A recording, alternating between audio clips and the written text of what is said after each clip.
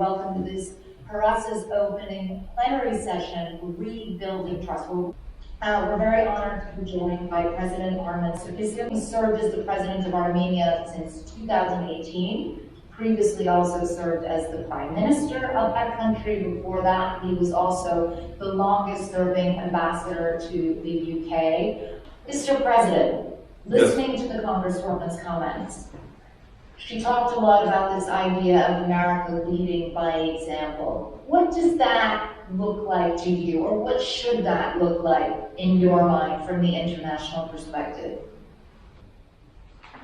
Now, a world that is very much different from the one that was 30 years ago. The world that was there during the whole 20th century, with its the way that people were exercising democracy, the way that the people were exercising elections, or the way they were exercising politics and power. That is gone. This is a new world, and this is a new world not because of the COVID. COVID in this new world is a consequence of the changed world, because everything is much more faster. I think we travel very fast. There is a huge crowd going all over the world, so you get one COVID patient, let's say, somewhere in Malaysia or China, the next one will be in Argentina, not in the next door. So the world has changed. And the world has changed because we are speaking about a world where even the values of democracy, staying as values, the way you exercise them should be different. Because this is a world that every and each politician is facing his own valuation by those who elected him daily or hourly, because there is a Facebook, there is internet. And in whatever you say, you get the reaction immediately. So this is something that is like daily re-election. So you have to be responsible for whatever you say or decisions that you make. Not once in 5 years they elect you, and you come back in 5 years, you get another mandate. No.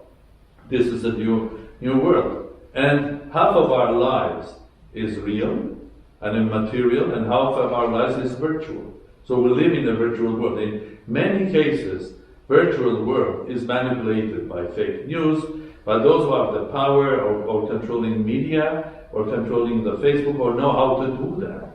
In my own country, we're facing a big difficulty after the war that was imposed on the people of Nagorno-Karabakh Republic of Artsakh, which is an Armenian republic, by Azerbaijan and Turkey supporting them.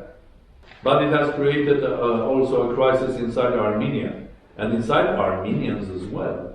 And that war has taken, 44 days have taken as many young lives, I mean people who were killed during the war, young, mostly boys, and the number of killed is more or less equal to the number that we have lost during the COVID, which is 1.5 or more than 1.5 years. So it's a big disaster. So your title about building or rebuilding trust is important. But you have to rebuild trust in a completely different world. Now, how can you be successful, be that a small state or a big state? I think there is no difference.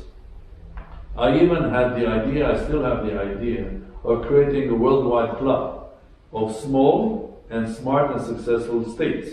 And what does this mean? That means one is, according to me, is a smart and successful. It's not about how much money you have. It's not how much is your country is producing per capita. It is how much you are basically focused towards future. Maybe you don't have much today, but if you are focused to the future, then you will get there. And there are examples of that. I mean, there are examples of states in Africa that have started focusing on developing internet connectivity and e-government, and now they are far ahead of many. So, I think being smart and smartly successful is the key for a small nation and a big nation. Very wise words.